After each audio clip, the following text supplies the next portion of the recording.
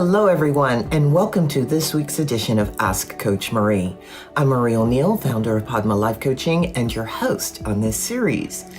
This is the place where you ask a question and I give my unique opinion as a life renewal coach, astrologer, and past life regression facilitator. Please know that I am not a therapist and I will never tell you what you must do. Each week on Friday, a new video is released with me answering 2 questions from the viewers. In addition to those 2 questions, I also talk about various other life renewal topics. So let's go ahead and get going with the questions for this week. All right. Our first question comes from Sarah, who is in Columbus, Ohio. Sarah writes, I'd love to try something new like joining a local hiking group or taking an online coding class, but I'm completely convinced I'll be terrible at it and just embarrass myself. This I'm not good enough voice is so loud and stops me before I even start. How do I get past this mental block and just try something new just for the joy of it, regardless of the outcome? It's a good question, Sarah, and I've got some suggestions for you. Number 1, it is usually an issue for people to start something new on their own because as humans, for some reason, we do feel that we feel embarrassed, we feel that we're not good enough, and therefore it becomes a challenge sometimes to actually start a new project. There's a couple of things you can do. One is to enlist the help of a friend. Maybe there's a friend who would want to take a coding class or take another class with you or just try something new with you. That's one way to do it. The other thing is, remember, it's brand new. Most of the people who are probably going to be in a coding class will be starting at the beginning too. In addition to that, even if they're not, most people will remember what it's like when they were learning to do whatever it is you're learning to do. And therefore, they will have compassion. Go into a new project or a new class with curiosity. And just know that you're going to mess up. It's guaranteed at the very beginning. As you keep going, you will pick up skills and you will get over that feeling of embarrassment. This is the suggestion that I have for you. And as I said, just go ahead and try it. Sign up. Don't even think about it a second time. If there's something you want to do, just sign up before you have an opportunity to talk yourself out of it. And let me know what you signed up for. Comment below or send me an email. All right. Our topic for today is challenging your limiting beliefs. And we all have them. And where these beliefs come from, we learn them. A limiting belief is there until you learn something new. Then your belief shifts. We sometimes believe we can't do something. We sometimes have beliefs about culture, about other people, or about how we should live our lives. All of these beliefs, they serve you well for a while until you start to grow. And when you grow, you'll find that you'll get some pushback based on your belief. And that's when you want to stop and examine that belief to see if it's time to upgrade it. And if it is, you want to thank the belief that was there or that you currently have. Let it know that it served you well, that you were glad for it, it protected you, and now you need to shift.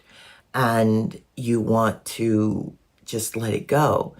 Staying curious about life, about all aspects of life, will help you to update your beliefs as you go along. We all have beliefs that are limiting, and these beliefs, they prevent us from developing. They hinder us from developing. They hinder us from being adventurous and just expanding.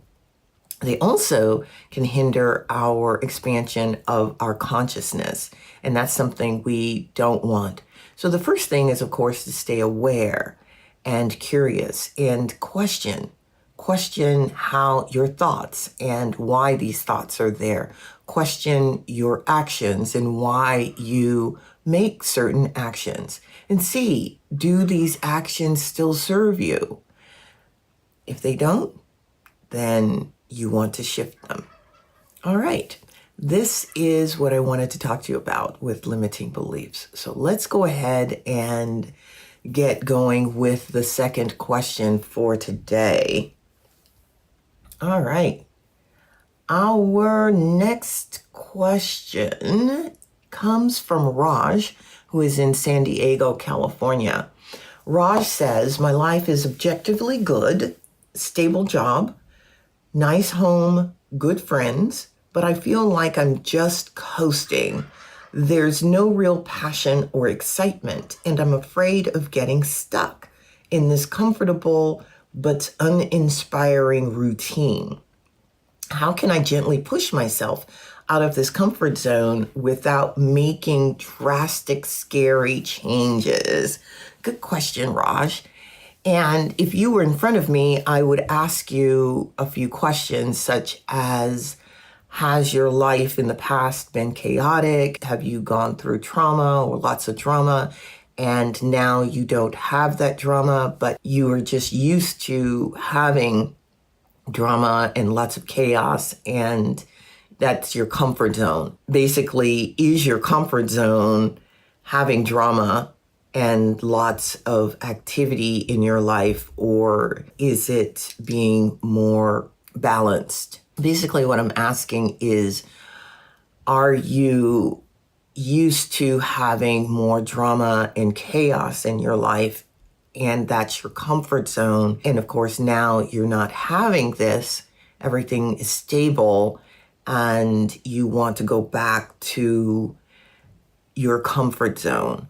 Or is it that you just feel this urge to do something new just because, you want to grow and develop? That's really what I'm asking.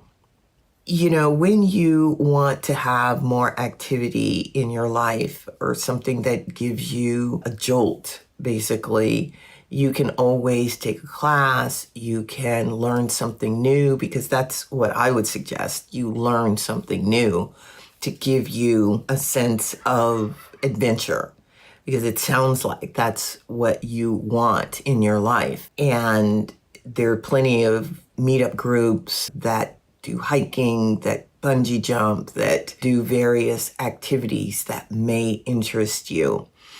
You also want to, if you can, go to a coach and have a few sessions to figure out the root cause of this feeling. It may be that your life is stable and you're having an issue with stability and wanting to bring some chaos into your life or some drama into your life. And so that's something that you want to talk to a therapist or a coach about. There are some other things that you can do. Talk to the family, have a meeting with your wife, and see if there's anything that she wants to try, something new. Learn to salsa or learn to do some other type of dance, do something that would rejuvenate the relationship. Travel. There's so many things that you can do. So send me a comment below and let me know what you have decided. All right, we have come to the end of the questions for this week. Thank you for spending your time with me today. I know you have lots of choice out there. If you'd like to learn more about the services I offer, please go to my website, padmalifecoaching.com. On there, you'll see information on life coaching, past life regression, and astrology. It talks about how I work with clients using these particular modalities. You can sign up for a session with me through the site, or you can even send me a question. If you'd like to learn about how I work through a lot of the trauma that I have gone through, please check out my book, And the Lotus Opened, a memoir. You can find that book at any online bookstore, in particular Barnes & Noble and Amazon. Please be sure to like and subscribe to the YouTube channel. That really does help with the algorithms. And I will see you back here next week. Bye-bye.